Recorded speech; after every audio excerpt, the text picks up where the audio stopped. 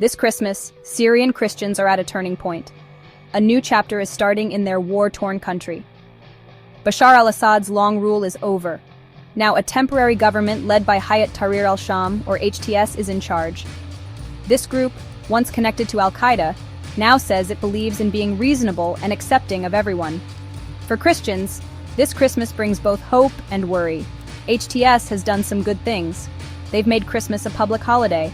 They've talked with Christian leaders, promising to protect the rights of minorities. But people are still unsure. The memories of war and mistreatment are strong. HTS's past actions and the fact that many countries call it a terrorist group make people uneasy. Even with these mixed feelings, many Christians feel a sense of relief. The time of Assad, though pretty tolerant of Christians, was also a time of strict rule and dishonesty. People hope this new time will lead to a Syria that is more free and fair, where Christians can live and worship openly.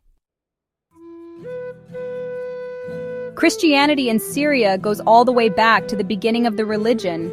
It was in Syria, in the old city of Antioch, that followers of Jesus were first called Christians. Syria has some of the world's oldest Christian communities.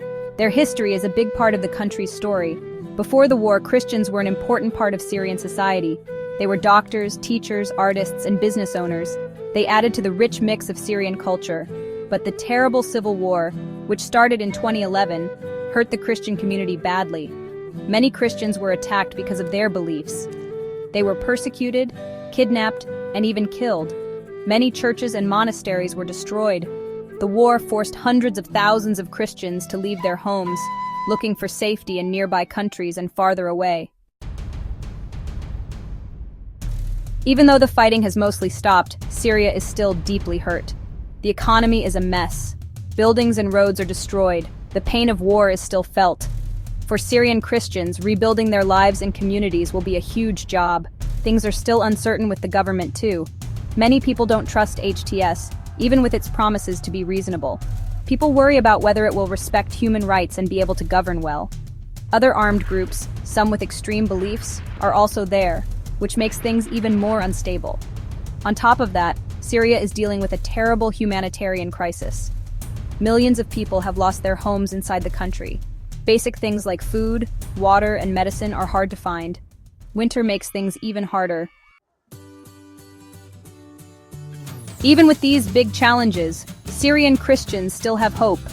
Their faith, their strength, and their deep connection to the land give them courage. As they celebrate Christmas this year, they pray for peace, stability, and a better future for their beloved Syria. Father Iyad Ghanem, a Catholic priest in Homs, speaks for many Christians. We have seen so much darkness, so much suffering, but we must never give up hope. We must keep praying for peace and working to bring people back together. The road ahead will be long and difficult, but Syrian Christians, with their strong faith and never-give-up attitude, are determined to rebuild their lives and their communities. They dream of a Syria where people of all religions can live together peacefully, where the sound of church bells is heard again across the ancient land.